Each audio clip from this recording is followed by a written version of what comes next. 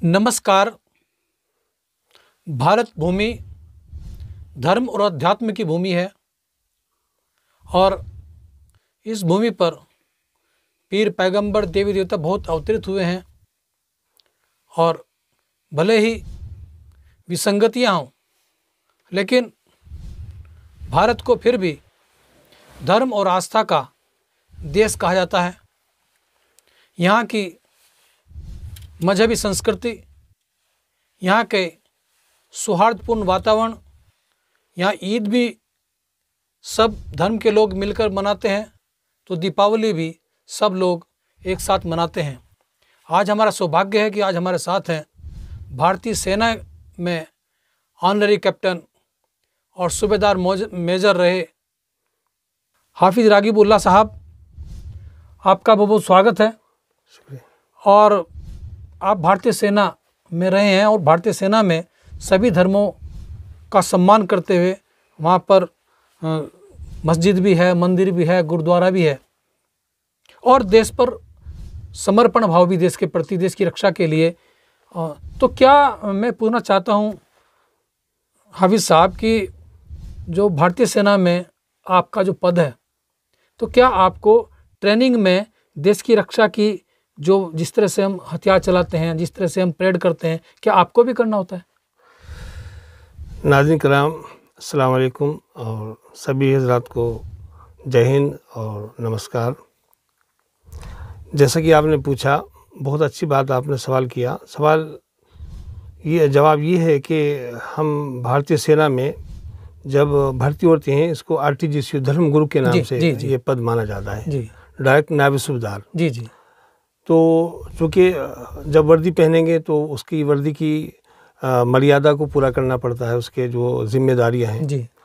तो सबसे पहले ट्रेनिंग दी जाती है, फिज़िकल ट्रेनिंग दी जाती है और फिज़िकल ट्रेनिंग देने के बाद हम लोगों का एक CME पुणे के अंदर INI के हमारा नेशनल इंटीग्रेशन एक संस्थान है जी। वहाँ हम सब लोगों को ट्रेनिंग दी जाती है। हमारा कोर्स चलता है।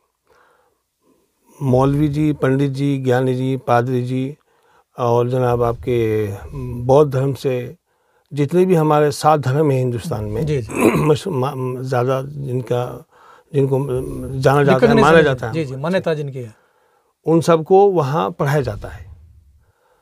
और वहाँ हमारे जो गुरु लोग होते हैं जो पढ़ाते हैं, वो भी हमारे सभी धर्म के होते हैं और उसमें जो पढ़ाए जाते हैं वो सब के धार्मिक, मौलवी हो, पंडित हो, ज्ञानी हो, सब के सबको एक तरह से ही सबको पढ़ाया जाता है। यानी कि पंडित जी को सारी इस्लाम की सिलेबस जो वो एक ही होगा, सबका एक है जी। यानी कि अगर वो पंडित जी को आप कहें कि भाई आप नमाज के फ़र्ज़ क्या हैं, इस्लाम की बुनियाद कितनी चीज़ों पे हैं, वो आपको बराबर बता देंगे जी। एक मौलवी साहब से पूछा जाए इस्लाम के, हिंदू धर्म के संस्कार क्या हैं, वो सारे के सारे वो बयान कर देंगे। बहुत उम्दा बाबा जी भी बयान कर देंगे, जितने भी हैं। वहाँ बिल्कुल लगभग 2.5 महीने कोर्स चलता है हम लोग का। लेकिन उस कोर्स में हम लोगों को ऐसा बना दिया जाता है कि अगर एक मौलवी साहब मंदिर में चला जाए तो वहाँ कमी महसूस ना हो पंडित जी की, और एक पंडित जी अगर मस्जिद में चले जाए तो मौलवी साहब की वहाँ कमी महसूस ना हो। इस तरीके से वहाँ हमको पढ़ाया जाता है और वो इतना अच्छा पढ़ाया जाता है कि मैं अपनी ज़ाती बात बताता हूँ आपको। जब मैं ये कोर्स करने गया तो मुझे ऐसा लगा कि मैं कहाँ था, हम कहाँ किस दुनिया में थे। अब ये पता लगा कि हाँ, संसार कितना अच्छा है।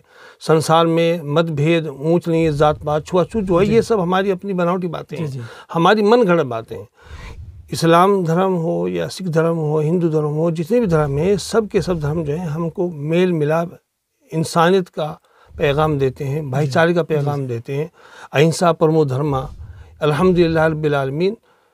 यानी कि अल्लाह ताला ने रब्बुल मुस्लिमीन नहीं कहा बल्कि रब्बुल आलमीन कहा। रब्बुल आलमीन का मतलब है कि वो सारे कायनात का रब है, कायनात का रब, सही बात है, पूरे संसार का रब है। इसी तरह जो नबी पैगंबर सल्लल्लाहु अलैहि वसल्लम आए, उन्होंने मारसलना के रहमतुल लिल आलमीन, यानी कि वो सारी दुनिया के लिए रहमत बना के भेजे, यानी एक आदमी के लिए नहीं, सबके लिए। तो अच्छा, आपके साथ मैं पूछना चाहूँगा कि जैसे कि आप चूँकि भारतीय सेना में आप, तो शस्त्र और शास्त्र दोनों की आपको ज्ञान दिया जाता है। बिल्कुल। तो अगर देश पर विपत्ति आए तो क्या धर्मगुरु भी? हाँ जी, हम फौज में क्या होता है कि सबसे पहले वो सिपाही है जी, और सिपाही की जो जिम्मेदारी वो अपने मुल्क की रक्षा करना है, चाहे वो आंतरिक हो या बाहर हो, सीमा पर जाना पड़े या कहीं भी जाना पड़े, उसके लिए सबसे पहले उसको फिजिकल ट्रेनिंग इसलिए दी जाती है ताकि तुम जो है पहले सबसे पहले अपने मुल्क की हिफाजत रक्षा करना, सीमाओं की रक्षा करना, उसके ऊपर कोई भी आँच आए उसके लिए कोई समझौता नहीं करना है।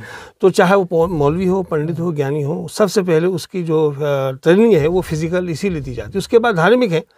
और हम लोग का जो सीमाएँ हैं, जब सरहद हैं, यानी कि अगर हमारे जवान लड़ने के लिए जाते हैं या जंग किसी मौके पे खुदा न करे ऐसा हो, अगर होती है तो हम लोग का बड़ा अहम किरदार होता है अपने जवानों को मोटिवेट करना, धर्म की शक्ल में धर्म का सहारा लेके उनको समझाना कि धर्म हमें क्या कहता है। और धर्म सबसे पहले ही कहता है कि हम सबसे पहले अगर संसार है, हमारा मुल्क है, तो धर्म है, हम हैं, और मुल्क ही नहीं रहेगा तो धर्म और मैं आप कहाँ से रह लेंगे। बिल्कुल निश्चित रूप से। तो यही सबसे ज़रूरी है और इसी के लिए हम लोगों को तैयार किया जाता है। और हम लोग अपने जवानों को जब भी ऐसा मौका होता है सबसे पहले हम लोग यही सबक शिक्षा देते हैं। और वो शिक्षा देने के लिए कुछ ज़रूरी नहीं कि मौलवी वहाँ खड़ा हो, पंडित ही खड़ा हो, जो भी मौके पे होगा वो सारी ऐसी बात आपके सामने रखेंगे कि वो सब की सब मजहब की। अच्छा हाफिज साहब, जैसे कि श्रीमद् भागवत गीता में ये प्रसंग आता है कि श्री कृष्ण जी युद्ध के समय ही, महाभारत युद्ध में ही वो वहाँ पर गीता का उपदेश दे रहे हैं जी। तो क्या इस तरह से मोटिवेशन आप लोग भारतीय जवानों के लिए करते हैं? जी, बहुत अच्छी सवाल पूछा आपने।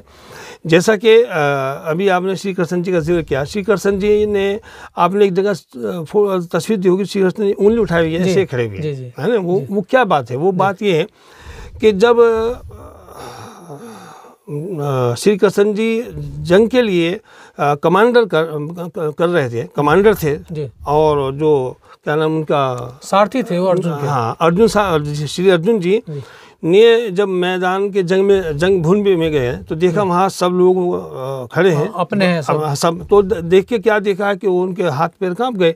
बोला क्यों कांप गए भाई, चलो दुश्मन के ऊपर हमला करो। तो उन्होंने ये कहा कि ये मैं हमला किसके ऊपर करूं, यहाँ मेरे वो हैं जिन्होंने मुझे आर्थिक शिक्षा दी, धार्मिक शिक्षा दी और राजनीतिक शिक्षा दी, मुझे वो लोगों ने गोद में पाला है, मैं इनके ऊपर कैसे हमला करूं। तो श्री कृष्ण जी ने जो बात कही थी वो मैं आपको बताना चाहता हूँ। वो सभी जानते हैं, लेकिन मेरी भावना है, ये मेरे ख्यालात हैं। उन्होंने कहा था कि ये जो लड़ाई है ये भावनाओं की लड़ाई नहीं, रिश्तों की लड़ाई नहीं, ये लड़ाई है अपने आन को बचाने के लिए, ये लड़ाई है इंसानियत को बचाने के लिए, ये लड़ाई है मुल्क को बचाने के लिए।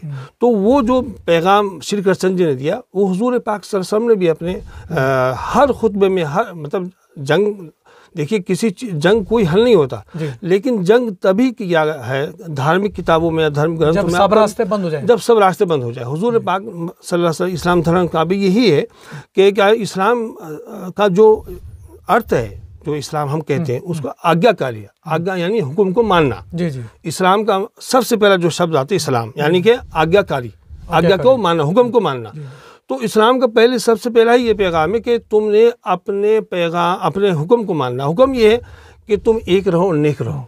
वाह, एक रहो और एक रहो और एक रहो, एक रहो, और ये सबसे बड़ा पैगाम है। अच्छा, मैं हाफिज साहब एक बात पूछना चाहूँगा कि जैसे आप, चूंकि आप तो एक भारतीय सीमा जो है, भारतीय सेना जो उसकी सीमाओं के अंदर बंधे हुए हैं, आप लोग चूंकि वहाँ पर सब ट्रेनिंग दी जाती है, तो क्या ऐसा नहीं हो सकता कि इस सीमा क्षेत्र से बाहर, यानी जो हमारी सिविलाइजेशन है, सिविल में जो हम रहते हैं, समाज के अंदर रहते हैं, यहाँ के जो धर्म गुरु हैं उनको भी ये ट्रेनिंग दी जाए?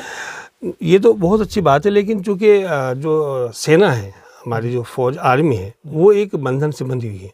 उस दायरे से हम भी उसी दायरे में आते हैं, और जिसने भी वर्दी पहन रखी है वो उसी दायरे में आता है। तो वो तो बाहर नहीं जा सकता, उसको तो हम अपने सीनियर से नहीं, मैं उनकी बात नहीं कर, मैं कह रहा हूँ कि वो सिलेबस, अगर वो पाठ्यक्रम, क्योंकि वो जो है ना, जैसे कि भारतीय संविधान में व्यवस्था दी है सब धर्मों का सम्मान करना, हमारा देश भी धर्म निरपेक्ष है। तो क्या हम वो जो ट्रेनिंग है जो आप लोगों को मिलती है वहाँ पर, क्या सिविल में जो हमारे धर्म गुरु हैं उनको वो ना मिले, ताकि उनको सभी धर्मों ज्ञान हो? मैं जनाब आपकी इस बात से बहुत मुत्तफिक हूँ, इत्तफाक करता हूँ, सहमत हूँ। लेकिन अगर ये बात हो जाए हमारे हिंदुस्तान के अंदर, मैं बिल्कुल यकीनी तौर पे ये बात दावे से कह सकता हूँ कि हमारा हिंदुस्तान दुनिया के सबसे ऊंचे मुकाम पे पहुँच सकता है। क्योंकि वो चीज़ जो वहाँ हमें बढ़ाई जाती है, ये सब ऊंच नीच, जात पात, छुआछूत, बड़ा छोटा, अमीर गरीब, हिंदू मुस्लिम सिख ईसाई, ये सब के सब खत्म हो जाती है वहाँ जाके।